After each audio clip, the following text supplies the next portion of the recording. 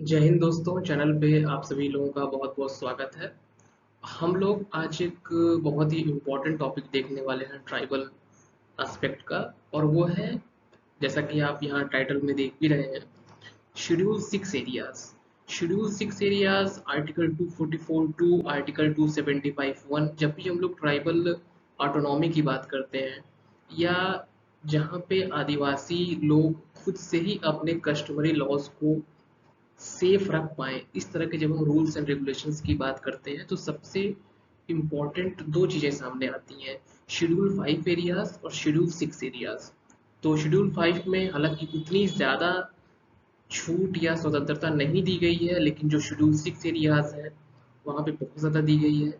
और ये दोनों इन्हीं दो आर्टिकल्स के अंतर्गत इससे संबंधित प्रोविजंस बताए गए हैं। आगे हम लोग डिटेल में इन सभी चीज़ों पे बात करेंगे। तो चलिए हम लोग शुरू करते हैं। और पहली स्लाइड में हम लोग कुछ बेसिक इंफॉर्मेशन देखेंगे कि बेसिकली शेड्यूल 6 एरियाज, जैसा कि यहाँ पे डेफिनेशन में भी लिखा गया है, कि पहले मैं सिंपल वे में इस चीज़ को एक्सप्लेन कर लेता हूँ कि जो बेसिकली शेड्यूल 6 एरियाज हैं ये वे क्षेत्र हैं जो एक तो ट्राइबल डोमिनेटेड एरियाज हैं। तो वहाँ पे ट्राइबल्स के जो कस्टमरी लॉज हैं, जो उनके रूल्स एंड रेगुलेशंस हैं, परंपरागत रीति रिवाज हैं, कानून है, वो उनमें ज़्यादा इंटरफेयर ना हो, वो ज़्यादा प्रभावित ना हो आधुनिक समाज के प्रभाव से। वो अपने, कह सकते हैं, वो बचे रहे, जीवित रहे, वो कानून, वो रीति रिवाज, वो रूल्स। तो इस वजह से वहाँ पे क्या होता है, वहाँ ऑटोनॉमस डिस्ट्रिक्ट काउंसिल्स बनाई जाती हैं, और उन ऑटोनॉमस डिस्ट्रिक्ट काउंसिल्स में ट्राइबल कम्युनिटी के मेंबर्स ही मेंबर होते हैं, सदस्य होते हैं। और कोई भी उस क्षेत्र के विकास के लिए कोई योजना आती है या कुछ भी ऐसा होता है, उस काउंसिल की परिमिति, कह सकते हैं कि परमिशन के बिना वो चीज़ नहीं होती है। तो पूरी की पूरी, कह सकते हैं, लेजिस्लेटिव पावर्स उस क्षेत्र की, जुडिशरी पावर और एग्जीक्यूटिव पावर्स वो उस काउंसिल के पास ही होती है। और ये काउंसिल्स होती है, जैसा कि यहाँ पे लिखा हुआ है, ऑटोनॉमस डिस्ट्रिक्ट काउंसिल्स एडीसीज। तो यहाँ पे अगर हम लोग अब इस डेफिनेशन को पढ़े तो अच्छे से हमारा ये कॉन्सेप्ट क्लियर होगा कि schedule 6 of the Indian constitution provides special administrative provisions for tribal areas in four northeastern states: Assam, Meghalaya, Tripura, and Mizoram. It empowers the formation of autonomous district councils (ADCs) with legislative, judicial, and executive powers over specified subjects like land, forest, customs, and tribal laws. These councils aim to safeguard indigenous culture and ensure self-governance. The governor plays a key role with powers to modify or extend laws. Schedule 6 ensures decentralized governance to protect tribal identity and autonomy. अब यहाँ पे देखिए, autonomy की बात की गई है, tribal identity के प्रोटेक्शन की बात की गई है, और बहुत ही ज़्यादा ये इम्पोर्टेंट एस्पेक्ट हो जाता है जब हम लोग ट्राइबल के ऑटोनॉमी की बात करते हैं, क्योंकि ये ज़रूरी है कि उनके जो कस्टम्स हैं, लॉज हैं, वो सब सेफ रहें। तो इस तरीके से इन चार स्टेट्स में ये प्रोविजन है, और ये सिस्टम वहाँ पे लागू होता है। और हम लोग नेक्स्ट स्लाइड की ओर चलते हैं। अब डिफरेंस आता है शेड्यूल 5 और शेड्यूल 6 में, क्योंकि अक्सर हम लोग कंफ्यूज हो जाते हैं इन दोनों में। बेसिकली शेड्यूल 5 एरियाज में उतनी ज़्यादा आपको छूट नहीं दी जाती है। शेड्यूल 5 में क्या होता है कि वो 10 राज्यों में लागू, अभी हम लोग आगे देखेंगे। ग्राम सभाओं को पावर दी जाती है कि कोई भी इस तरह का काम होना होगा तो ग्राम सभा की अनुमति के बिना नहीं होगा। लेकिन उसके बहुत सारे लूप होल्स हैं, उतना ज़्यादा कह सकते हैं कि छूट नहीं हो पाई है, और अभी भी बहुत विवाद चल रहा है इस चीज़ को लेकर के शेड्यूल 5 वाले एरिया में। लेकिन शेड्यूल 6 में काफ़ी ऑटोनॉमी दी गई है, और काफ़ी ज़्यादा छूट या स्वतंत्रता इन लोग को प्रोवाइड की गई है, जो कि हम लोगों ने पिछले डेफिनेशन में देखा कि ऑटोनोमस डिस्ट्रिक्ट काउंसिल्स बनाई गई हैं, जो कि उनके जो है, जो उनका इंडिजिनस कल्चर है उसको प्रोटेक्ट भी करती हैं। ये यहाँ से आप ऑनलाइन इसको देख सकते हैं, north eastern council government of India का ये पेज है। आप ऑनलाइन इसको एक्सेस कर सकते हैं। यहाँ पे 6th schedule article 244(2) and article 275(1) में ये पूरा सब कुछ मेंशन किया गया है। आप इसका स्क्रीनशॉट यहाँ मैंने स्क्रीनशॉट लगा दिया, आपको डिटेल में इसको पढ़ना होगा तो आप यहाँ पे जा सकते हैं, क्योंकि ये दो आर्टिकल्स बहुत इंपॉर्टेंट है। सिक्स शेड्यूल आर्टिकल 244(2) और आर्टिकल 275(1), जहाँ पे इसकी चर्चा की गई। यहाँ हम लोग को, क्योंकि जब आप इसको पीडीएफ पूरा डाउनलोड करेंगे, मैंने तो सिर्फ इसका फ्रंट पेज ही यहाँ पे ऐड किया है, तो आपको बहुत लंबा इस पे एक पीडीएफ मिलेगा, लेकिन वो पूरा आपको नहीं पढ़ना है, क्योंकि उतना हमको इसके बारे में नहीं जानना है। हमें सिर्फ ये जानना है कि ये आर्टिकल्स बेसिकली रिलेटेड किससे हैं, या सिक्स शेड्यूल बेसिकली किन आर्टिकल से संबंधित है। क्योंकि जो लोग ट्राइबल कम्युनिटीज पे रिसर्च वर्क कर रहे हैं या ट्राइबल से संबंधित किसी भी वर्क पे काम कर रहे हैं, तो ये समझना उनके लिए ज़रूरी है। और ऐसे भी अगर कहीं भी हम कोई लॉन्ग आंसर लिख रहे हैं, मेंस में आंसर्स लिख रहे हैं, तो वहाँ पर भी हमारे लिए इम्पोर्टेंट हो जाता है कि हम ये जानें कि जो हमारा सिक्स्थ शेड्यूल है, ये रिलेटेड है आर्टिकल 244(2) एंड आर्टिकल 275(1) से। यहाँ पे क्लियरली मेंशन भी है, provisions as to the administration of tribal areas in the states of Assam, Meghalaya, Tripura and Mizoram, autonomous districts and autonomous region. हम लोगों ने पहले ही देखा था कि यहाँ पे ऑटोनोमस डिस्ट्रिक्ट काउंसिल्स का गठन होता है, एडीसीज का गठन किया जाता है, और ये चीज हम लोगों ने देखी थी। तो ये होता है आपका, यहाँ पे क्लियर हो गया, दो आर्टिकल्स बहुत इंपॉर्टेंट है ये शेड्यूल 6 से संबंधित। अब बात आती है मेन प्रॉब्लम की, कि प्रॉब्लम क्या होती है, क्योंकि अभी तक तो दोस्तों हम लोगों ने देख लिया कि अच्छी चीज है, ट्राइबल कल्चर को प्रोटेक्ट करती है, उन क्षेत्रों में ज़्यादा इंटरफेरेंस नहीं हो पाता, और कोई भी नियम कानून होता है तो पहले एडीसी उसकी जांच करती है, वो जब तक अपना परमिशन नहीं देगी तब तक वो चीज़ नहीं हो पाएगी। लेकिन प्रॉब्लम कहाँ पे आती है? प्रॉब्लम ये आती है, जैसे पहला पॉइंट है tribal and non tribal conflict. इस तरह के क्षेत्र में ये आम बात है कि ट्राइबल और नॉन ट्राइबल कॉन्फ्लिक्ट बहुत ज़्यादा होता है। उसके पीछे रीज़न ये है, एक मैं आपको एग्जांपल से समझाता हूँ, कि जैसे मेघालय मेघालय एक इस तरह का स्टेट है, जो ऐसा स्टेट है जहाँ पर कि मैक्सिमम एरिया, लगभग 90% तक का उसका एरिया वो आता है इसके अंतर्गत, शेड्यूल 6 के अंतर्गत। अब मान लीजिए सीएम कोई प्लान लाते हैं, कुछ भी इस तरह का प्रशासन कुछ लाता है, तो वो कॉन्फ्लिक्ट का कारण बन जाता है, क्योंकि हो सकता है एडीसी उसको ना माने। तो tribal and non tribal conflict in क्षेत्रों में बहुत होता है। इस वजह से इसका रिजल्ट क्या होता है? स्टेबिलिटी ऑफ स्टेट वो प्रॉब्लम में आती है। प्रॉब्लम इन इकोनॉमिक डेवलपमेंट, जब जब स्टेट की स्टेबिलिटी सही नहीं होगी तो इकोनॉमिक डेवलपमेंट में प्रॉब्लम आएगी। और फिर प्रॉब्लम विद सोशल फैब्रिक, जो हमारे समाज का सौहार्द है वो प्रभावित होता है। So tribal and non tribal conflicts, stability of state, problem in economic development, and problem with social fabric. These are the four major problems with Schedule 5, Schedule 6 areas, especially not Schedule 5. So when we talking about Schedule 6 areas, we should also understand the problems of this provision, especially because tribal and non-tribal conflict is very common in these areas. Stability of the state also a problem, because when tribal and non-tribal conflicts occur, it create instability in the state, and due to instability in the state, problems in economic development of state, and also it affects the social fabric of society of particular state. So tribal and non-tribal conflicts impact on stability of state, problem in economic development, and problem with social fabric. These are the major four problems with Schedule 6 areas in selected states of Schedule 6. तो ये रहा दोस्तों problems. अब हम लोग जानते हैं कहाँ कहाँ पे ये लागू है। त्रिपुरा, आसाम, मिजोरम और मेघालय, चार हमारे स्टेट्स हैं। यहाँ मैंने शॉर्ट में लिख दिया है, बट मैं आपको यहाँ पे इसको फुल फॉर्म में बता दूंगा। त्रिपुरा में Tripura tribal area district council, Assam में Bodoland territory council, Karbi Anglong ADC और दिया हजाओ एडीसी।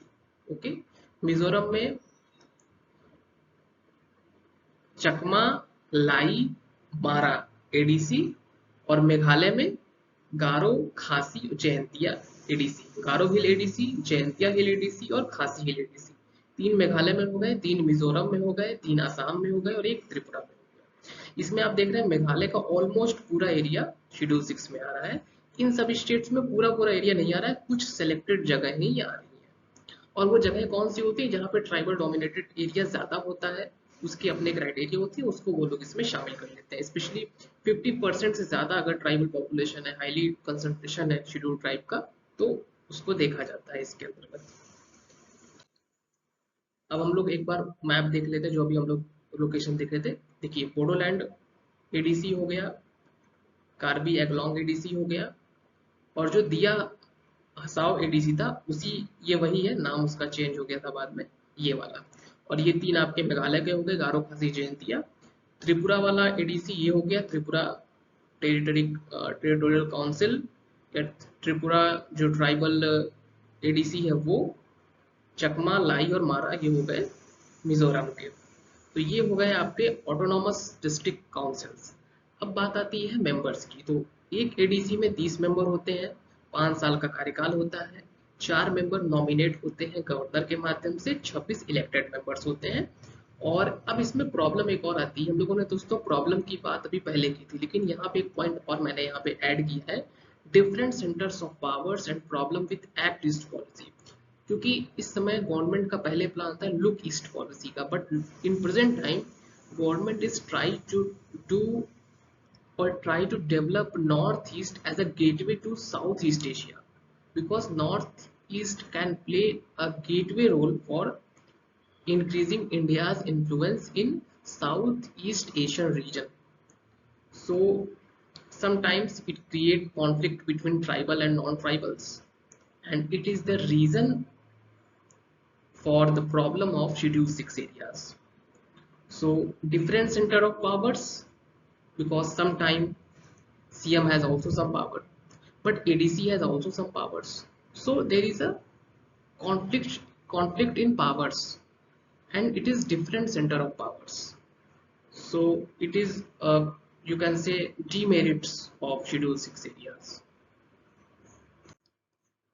दोस्तों हम लोग आगे बढ़ते हैं, और एक यहाँ पे बहुत ही इम्पोर्टेंट मैंने बुक की तस्वीर लगाई है, और ये साथ में वेरियल एल्विन की तस्वीर है। Verrier Elwin one of the India's most important and famous anthropologist, Britain के मूल निवासी थे, लेकिन इन्होंने इंडिया में बहुत काम किया। और बेसिकली मैं जिस कम्युनिटी पे रिसर्च वर्क कर रहा हूँ, बैगा कम्युनिटी, उस पे तो इन्होंने सबसे ज़्यादा काम किया, और इनकी बहुत ही फेमस बुक थी द बैगा 1939 की, और बहुत डिटेल में उन्होंने उस पर काम किया था बैगा कम्युनिटी पे। तो इन्होंने, और ये बेसिकली गवर्नमेंट के एडवाइजर भी थे ट्राइबल अफेयर्स के आज़ादी के बाद, और हमारे प्राइम मिनिस्टर नेहरू जी के काफ़ी करीबी थे। तो इन्होंने ट्राइबल पॉलिसीज जो उस समय इंडिया में बनी आफ्टर इंडिपेंडेंस, और इन्होंने बाद में भारत की नागरिकता भी ली थी, और शादी भी की थी इंडिया में। बहुत इनकी स्टोरीज हैं, कभी हम लोग डिटेल में इन पे ही बात करेंगे। तो इन्होंने फिलॉसफी और नेवा नाम से एक पुस्तक अपनी लिखी थी। और नॉर्थ ईस्ट फ्रंटियर एजेंसी को क्यों मैंने यहाँ पे ऐड किया, क्योंकि ये एक अलग डिटेल टॉपिक होगा, हम लोग डिटेल में ब्रिटिश पॉलिसीज को समझेंगे। लेकिन सीटीए वाले लेक्चर में जब हम लोग क्रिमिनल ट्राइब्स एक्ट पढ़ रहे थे, तो वहाँ पे मैंने आपको ये बताया था कि ब्रिटिश एम्पायर की पॉलिसी कुछ इस तरीके की थी कि जहाँ पे उनको लाभ लेना था, तो वहाँ की ट्राइबल कम्युनिटीज के साथ उन्होंने इंटीग्रेट भी किया, उनको सप्रेस भी किया, लेकिन कुछ अच्छे अच्छे रूल्स लेके आए और खुश भी करके रखा। जैसे सेंट्रल इंडिया वाला रीजन रिसोर्स रिच एरिया था, और ऐसा कोई बाहरी शक्ति का खतरा नहीं था, विदेशी ताकत का, तो वहां पे उनको उन्होंने अलग तरीके से ट्रीट किया। संथाल परगना टेनेंसी एक्ट, छोटा Nagpur tenancy act, Wilkinson rules, और ऐसे बहुत सारे एक्ट्स या कानून आए जो कि उनको खुश भी किए, और प्लस ये लोग अपना काम भी किए ब्रिटिश एम्पायर वहां पे, और मिशनरी द्वारा कन्वर्जन भी करवाए। ठीक है, और रिसोर्स रिच एरिया था तो इनको बेनिफिट भी बहुत मिला इकोनॉमिक रूप से। लेकिन जो हमारे नोमैडिक और सेमी नोमैडिक ट्राइब्स थी, जो कि ट्राइबल रिवॉल्ट्स में काफ़ी सक्रिय थी, आज़ादी के आंदोलन में बहुत सक्रिय थी, स्पेशली 1857 का रिवॉल्ट, उनको उन्होंने क्या किया, क्रिमिनल ट्राइब्स एक्ट बना के उनको साइड लाइन कर दिया।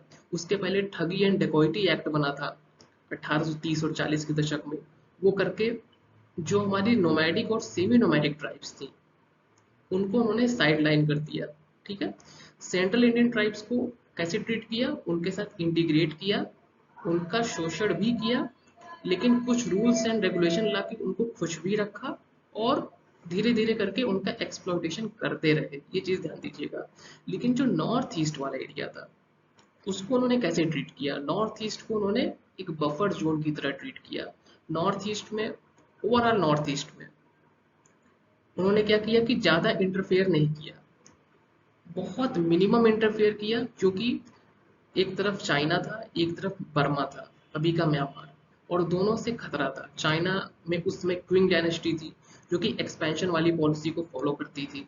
तो ये खतरा था कि कहीं ना कहीं वो लोग अगर ट्राइबल्स के साथ मिल जाएंगे तो हमारे लिए डेंजर जोन ये बन जाएगा, क्योंकि ऑलरेडी जो हमारा मेन लैंड इंडिया था वहाँ पे रिवॉल्ट्स चल रहे थे, बहुत सारे ट्राइबल रिवॉल्ट्स हुए। तो उन्होंने ये सोचा कि जो ये रीजन है इसको हम इस तरीके से ट्रीट करेंगे, यहाँ इंटरफेयर कम करेंगे।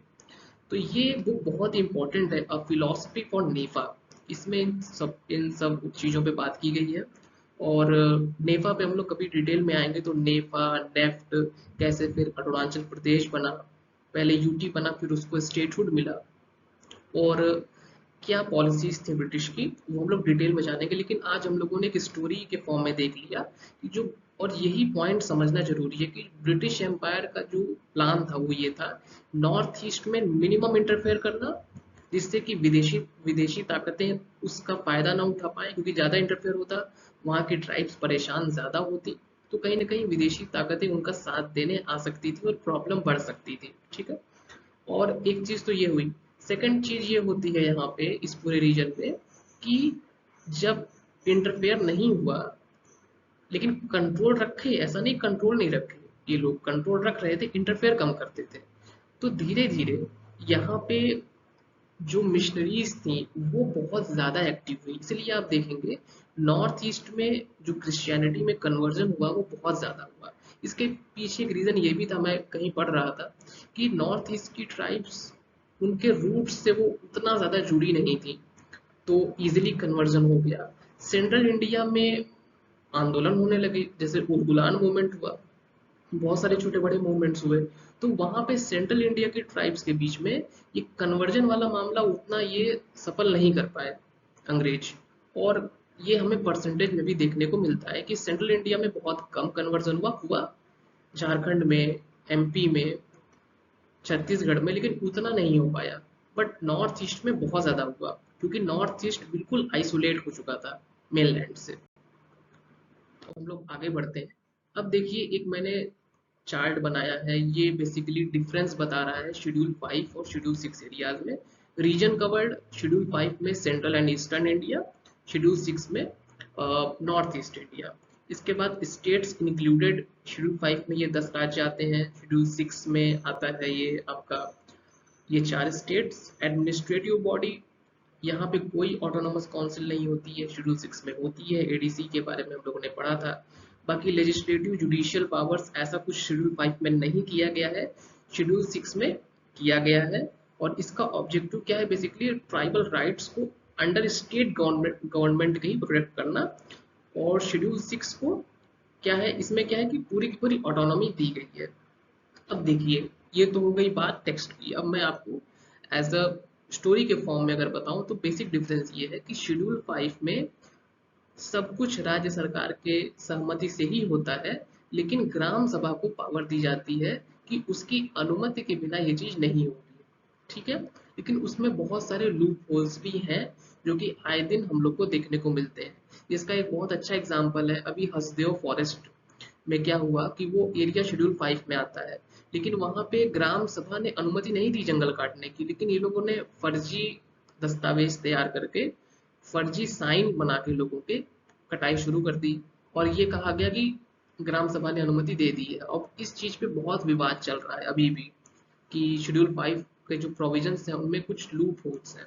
कभी हम लोग डिटेल में बात करेंगे, जब स्पेशली हम लोग पेशा कानून पे बात करेंगे कि क्या प्रॉब्लम्स है पेशा के साथ में। आज का हमारा चूंकि मेन टॉपिक है शेड्यूल 6, तो अभी हम लोग उसी पे फोकस करते हैं। शेड्यूल 6 में क्या किया गया है कि आपका एडीसी बना दिया गया है, और प्रॉपर एडीसी को हर तरह की पावर्स दे दी गई है। नियम बनाने की भी पावर दी गई है, नियम को एग्जीक्यूट करने की भी पावर दी गई है, और जुडिशियल पावर्स भी दी गई है। तो इसकी पावर एकदम अलग लेवल की पावर्स है, वो हम लोग समझ भी रहे हैं। अब देखिए, एस्पेक्ट क्या है और उसका एक्सप्लेनेशन। बेसिकली यहाँ बात हो रही है शेड्यूल 6 की। एडीसीज इलेक्टेड बॉडीज होती हैं, लॉ मेकिंग पावर्स है, फाइनेंशियल ऑटोनॉमी, जुडिशियल पावर्स है, एडमिनिस्ट्रेटिव कंट्रोल है और लिमिटेड स्टेट इंटरवेंशन। ठीक, तो ये सब हम लोगों ने देख लिया है डिटेल में, तो यहाँ से फिर मैं इस चीज को रिपीट नहीं करूंगा। अब हम लोग आगे आते हैं। इस चीज को भी हम लोगों ने समझ लिया है, क्या चीज इसमें है। देखिए, क्यों नीड पड़ी इस चीज की, क्यों आवश्यकता पड़ी इस चीज की। तो जो वो रीजन था वो थोड़ा सा डेंजर जोन था, चाइना और म्यांमार से खतरा था उस टाइम पे, ब्रिटिश टाइम में। तो इस वजह से उस रीजन को अलग तरीके से ट्रीट किया गया, सेंट्रल इंडिया को अलग तरीके से ट्रीट किया गया। और हम लोगों ने अभी, मैंने आपको स्टोरी फॉर्म में ये बताया था कि नोमैडिक सेमी नोमैडिक ट्राइब्स के लिए जो ब्रिटिश अप्रोच थी वो अलग थी, सेंट्रल इंडिया के लिए अलग थी और नॉर्थ ईस्ट के लिए अलग अप्रोच थी। तो ये हो गया, मिनिमल इंटीग्रेशन रखा गया, बफर जोन पॉलिसी को यूज किया गया और स्ट्रेटेजिक लोकेशन इसके पीछे एक बड़ा रीजन था, क्योंकि बहुत सारी वॉर्स हुई थी, अभी हम लोग वॉर भी देखेंगे। एक यहाँ पे इंपॉर्टेंट है, इनर लाइन रेगुलेशन। अभी क्या होता है ये आईएलपी, आप इसको सर्च करिएगा गूगल पे, आपको मिलेगा इनर लाइन परमिट। बेसिकली इसमें क्या किया गया कि इन क्षेत्रों में हर कोई नहीं जा सकता है, अगर आपको जाना है तो आपको परमिशन लेनी पड़ेगी। तो ये बहुत सारे ऐसे परमिशन होती हैं, जैसे प्रोटेक्टेड एरियाज परमिट और restricted areas permit, inner line permit, इस तरह के परमिट्स लेने पड़ते हैं, तब आप उन रीजन्स में प्रवेश कर पाएंगे। तो ये भी एक इसमें इंपॉर्टेंट फैक्टर था कि मतलब ये सारे ऐसे प्रोविजंस थे, जैसे आईएलपी हो गया, अभी का आईएलपी, पहले इसको इनर लाइन रेगुलेशन कहा जाता था ब्रिटिश टाइम में, कि जो हमारा ये रीजन है नॉर्थ ईस्ट का, इसको हम नॉर्थ ईस्ट का जो ट्राइबल रीजन है, इसको जो हमारा मेन लैंड या कोर ब्रिटिश एम्पायर का जो रीजन था उससे कितना अलग रख पाए। अलग क्यों रखने का टारगेट था, अलग ये रखने का टारगेट था कि मिशनरीज अपना काम अच्छे से करती रहे और ज्यादा लोग वहां आए जाए ना, और कन्वर्जन भी चलता रहे। और चूंकि लोग आएंगे जाएंगे नहीं, तो वहाँ के जो आदिवासी हैं वो अपने में ही खुश रहेंगे, तो कोई भी कभी भी उतना ज्यादा विद्रोह नहीं हो पाएगा। लेकिन हालांकि ऐसा नहीं कि वहाँ विद्रोह हुए नहीं है, उस रीजन में भी बहुत सारे रिवोल्ट्स हुए हैं, लेकिन इस तरह के प्रोविजंस लाए गए और ऐसे कानून बनाए गए कि उन रिवोल्ट्स को दबा दिया गया और आदिवासियों को अपने तरफ झुका लिया गया, अपने फेवर में कर दिया गया, कह सकते हैं इसी लैंग्वेज में। तो ये सब चीजें इसमें इंपॉर्टेंट है। अब जो दोस्तों हम लोग बात कर रहे थे वॉर्स की, तो अब आप देखिए कि किसी समय की जो जियोपॉलिटिक्स है वो कैसे पॉलिसी मेकिंग को प्रभावित करती है। जैसे first Anglo Burmese war, second Anglo Burmese war, third Anglo Burmese war, first opium war, second opium war और बॉक्सर रेबेलियन। ये तीन तो ब्रिटिश एम्पायर और बर्मा के बीच में, और ये तीन ब्रिटिश एम्पायर और चाइना से रिलेटेड है। ये ऐसा सिचुएशन क्रिएट हो गया, आप टाइम लाइन देखिए 1820 से लेके 1900 का समय जो था पूरा, इसमें बहुत सारी वॉर्स हुई, लड़ाइयाँ हुई। यहाँ तो बर्मा को अंततः कब्जा कर ही लिया ब्रिटेन ने, यहाँ पे कब्जा नहीं हुआ बट चाइना आया, हार गया। लेकिन चाइना से एक खतरा था उस टाइम पे, भले ही ब्रिटेन जीत गया था बट खतरा था, क्योंकि जो क्विंग डायनेस्टी थी, क्विंग डायनेस्टी एक्सपेंशन वाली पॉलिसी को फॉलो करती थी, और जैसा अभी चाइना फॉलो कर रहा है। तो इन्हीं सब खतरों की वजह से पॉलिसी ऐसी बनाई गई कि ब्रिटिश एम्पायर ने ये सोचा कि हम ज़्यादा इंटरफेयर नहीं करेंगे, नॉर्थ ईस्ट की ट्राइब्स को खुश रखेंगे, और ये प्रयास करेंगे कि कभी भी ऐसा कुछ ना हो कि जो बाहरी ताकतें हैं, बर्मा और चाइना, ये उन ट्राइब्स की हेल्प करने के बहाने वो इस खेल में शामिल हो, इस वो कह सकते हैं वॉर में शामिल हो। ठीक है, तो ये चीज इंपॉर्टेंट है। और अंततः जब वो बर्मा पे कब्जा कर लिए, तो म्यांमार वाला एरिया तो सेफ हो गया। इसीलिए आप देखेंगे कि जो म्यांमार वाला एरिया था, जो उससे बॉर्डर लगाता था, वहां पे फिर बफर की तरह उसको नहीं ट्रीट किया गया। लेकिन जो हमारा चाइना से लगता था, वहां पे नेफा, नॉर्थ ईस्ट फ्रंटियर एजेंसी की तहत उसको ट्रीट किया गया। तो ये चीज है। लेकिन ओवरऑल अगर हम एक स्टोरी के फॉर्म में इस चीज को समझे, तो हम ये कह सकते हैं सिंपल लैंग्वेज में कि नॉर्थ ईस्ट इंडिया में चूंकि इंटरनेशनल कह सकते हैं वो बॉर्डर था उस टाइम पे, बर्मा और चाइना से हमें थ्रेट था, खतरा था ब्रिटिश एम्पायर को। तो उस वजह से उससे सेफ गार्ड के लिए, उससे बचने के लिए इस तरह के पॉलिसीज लाई, इस तरह के नियम, रूल्स एंड रेगुलेशंस बने कि जो हमारा नॉर्थ ईस्ट एरिया है वो, वहाँ की जो ट्राइब्स हैं उनको हम मिनिमम इंटरफेयर देंगे उनके रूल्स एंड रेगुलेशंस में, उनके कस्टमरी लॉज में। और हम ये कोशिश करेंगे कि जो बाहरी ताकतें हैं वो यहाँ पे बिल्कुल भी हावी न हो पाए। तो ये दोस्तों बहुत ही इंपॉर्टेंट है। आप देख सकते हैं कि कैसे उस समय की जो जियोपॉलिटिक्स है ये वो कैसे रेगुलेट कर रही है हमारे पॉलिसीज को। ये क्विन डायनेस्टी का कुछ ऐसे ही symbolic pictures. The last imperial dynasty of China ruling from 1644 to 1912। और जैसा हम लोग का जो अभी का चाइना का जब हम लोग पॉलिसी देखते हैं, एक्सपेंशन वाली पॉलिसी है, पाम थ्योरी को चाइना फॉलो करता है। कभी हम लोग डिटेल में जब चाइनीज जियो पॉलिटिक्स जो स्ट्रेटजीज को देखेंगे तो हम लोग पाम थ्योरी को समझेंगे। लेकिन यहाँ पे जो क्विंग डायनेस्टी थी, काफी लंबे समय तक शासन की, तो इनका भी जो मेन फॉर्मूला था वो एक्सपेंशन वाला ही था। और इस वजह से ब्रिटिश एम्पायर को काफी थ्रेट था इससे। बर्मा वाला थ्रेट तो उन्होंने सॉल्व कर लिया, समय उसमें भी लगा बट वो सॉल्व हो गया, लेकिन ये वाला थ्रेट सॉल्व नहीं हो रहा था। इस वजह से इस तरीके की पॉलिसीज बनी कि जो हमारा नॉर्थ ईस्ट है वो थोड़ा सा अलग तरीके से ट्रीट किया गया। देखिए, जो अभी हम लोग बात कर रहे थे उसी को मैंने यहाँ पे एक चार्ट में शो किया है। Schedule 6 was not random, it was designed keeping in mind the historical isolation and British policy legacy. मतलब जो ब्रिटेन के टाइम, ब्रिटिश एम्पायर के टाइम पॉलिसी चली आ रही थी उसी को हमने कंटिन्यू किया। नाम चेंज हो गया, थोड़ा सा चीजें बदल गई बट वही चीज थी। Geopolitical concerns continued even after independence. India was very much worried about China, especially after 1962 war and of secessionist sentiments in the northeast. So autonomy helped reduce alienation. थोड़ी सी यहाँ स्पेलिंग मिस्टेक हो गई है इसको यहाँ पे, बट इसमें main reason यही है कि जो जियो पॉलिटिकल कंसर्न्स है वो इस पे बहुत इंपॉर्टेंट है। Respecting local governance, schedule 6 allowed decentralized governance, protection of identity and minimize the risk of insurgency। ठीक है। The British era buffer zone policy and non-interference approach in the northeast created a pattern of semi-autonomous governance after independence. This was reflected in constitutional provision like Schedule 6। तो overall हम लोग यहाँ क्या देख रहे हैं, जो भी मैंने आपके साथ डिस्कस किया कि शेड्यूल 6 जो आया यहाँ पे इन 4 क्षेत्रों में, ऐसा नहीं कि वो एकदम से आ गया। ब्रिटेन के टाइम में ही ये पॉलिसीज चल रही थी, थोड़े बहुत चेंजेस किए गए और वो चीज कंटिन्यू हुई।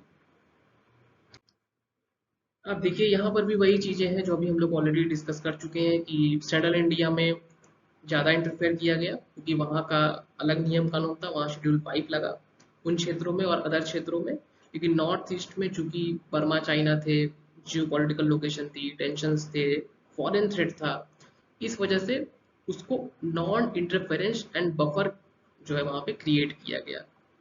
तो ये चीज एक है। और यहाँ पे एक इम्पॉर्टेंट लाइन है कि hence the post independence model there was schedule 5 which offers protection but less autonomy than schedule 6। ये मैंने आपको पहले भी बताया था कि जो शेड्यूल 5 है इसमें प्रोटेक्शन तो है ट्राइबल राइट्स का, लेकिन ऑटोनॉमी नहीं है। तो ये डिफरेंस है दोनों में। अब हम लोग देख लेते हैं थोड़ा सा यहाँ पे, जैसे हम लोग का ये स्टेट है असम में, ये शेड्यूल 5 है। यहाँ पे सिलेक्टेड जगहों पे हम लोगों ने कहाँ कहाँ पे है, कार्बी एंगलोंग और दिया हसाओ, बोडोलैंड हम लोगों ने सब देखा था। मेघालय में गारो खासी जयंतिया में है। त्रिपुरा में हम लोगों ने देखा था, त्रिपुरा TTADC, त्रिपुरा जो ट्राइबल ऑटोनोमस डिस्ट्रिक्ट काउंसिल है। और इसके बाद मिजोरम में चकमा, लाई, मारा में हम लोगों ने देखा था कि वहां पे लगाया गया है ये। नागालैंड में आर्टिकल 371A है। अरुणाचल प्रदेश में आर्टिकल 371H मणिपुर में मणिपुर हिल एरियाज डिस्ट्रिक्ट काउंसिल एक्ट 1971 और सिक्किम में आर्टिकल 371F। अब देखिए ये यहाँ पे समझना बहुत जरूरी है आपके लिए कि ये क्वेश्चन भी आता है कि क्यों केवल 4 स्टेट्स में ही शेड्यूल 6 है। तो 4 स्टेट में शेड्यूल 6 है, लेकिन जो हमारे अन्य स्टेट्स हैं नॉर्थ ईस्ट के, वहां पे पहले से कुछ इस तरीके के प्रोविजन थे, तो वहां पे इसको नहीं लागू किया गया, केवल 4 जगहों पर ही लागू किया गया। जैसे नागालैंड के पास आर्टिकल 371A था, अरुणाचल के पास 371H, मणिपुर के पास जो था वो था ये मणिपुर हिल एरियाज डिस्ट्रिक्ट काउंसिल एक्ट और आर्टिकल 371F, ये चीजें थी। लेकिन फिर भी एक चीज यहाँ समझना जरूरी है कि जो शेड्यूल 6 वाली ऑटोनॉमी है वो अलग लेवल की ऑटोनॉमी है और पावर है, जो कि इन 4 सेलेक्टेड स्टेट्स के सेलेक्टेड जगहों पर ही है, यहाँ पे नहीं है। यहाँ पे ये कुछ स्पेशल एक्ट्स हैं, कुछ स्पेशल प्रोविजंस हैं। इसके एक्ट हम लोगों ने देखे थे, कौन से थे यहाँ पे, सॉरी वो आर्टिकल आर्टिकल 244(2) और आर्टिकल 275(1) के तहत शेड्यूल 6 के अंतर्गत ये सब चीजें यहाँ पे लागू हैं। 30 मेंबर हैं एडीसी के, हम लोगों ने सब मेंबर के बारे में पढ़ा था कि 5 साल का उनका कार्यकाल होता है। 26 जो है इलेक्टेड होते हैं, 4 नॉमिनेटेड होते हैं गवर्नर के तरफ से। तो ये तो मामला है इन 4 स्टेट्स का। लेकिन बाकी के जो है वहां पे ये डिफरेंट जो आर्टिकल्स हैं ये प्रभावी हैं, नागालैंड, अरुणाचल प्रदेश, मणिपुर एंड सिक्किम।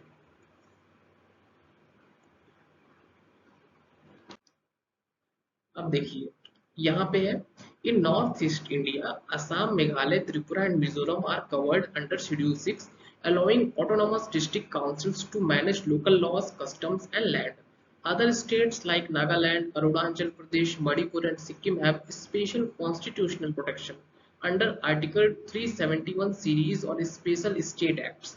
जैसे कि आपका 371 सीरीज के डिफरेंट आर्टिकल्स हैं, ए है, एच है, एफ है, डिफरेंट है।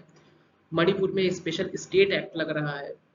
तो these provisions aim to preserve tribal identity, provide autonomy and respect the culture distinctiveness of this region। तो ये समझना हम लोगों के लिए बहुत जरूरी है कि शेड्यूल 6 तो इन 4 में है, बट जो हमारे अन्य नॉर्थ ईस्ट स्टेट्स हैं उनके पास भी कुछ स्पेशल पावर्स हैं, स्पेशल प्रोविजंस हैं, क्योंकि कहीं ना कहीं ये जो क्षेत्र हमारे हैं ये ट्राइबल डोमिनेटेड है। ठीक है, ये ट्राइबल डोमिनेटेड एरियाज है, तो इस वजह से यहाँ पे इस तरीके के प्रोविजंस हैं।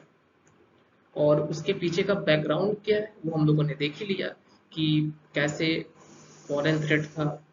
तो जो नॉर्थ ईस्ट है उसको अलग तरीके से ट्रीट किया गया था ब्रिटिश टाइम में, और वो चीज अभी भी चली आ रही है। तो ये दोस्तों, ये आप देख सकते हैं कि ये लद्दाख है, और यहाँ पर भी काफी मांग चल रही है शेड्यूल 6 की।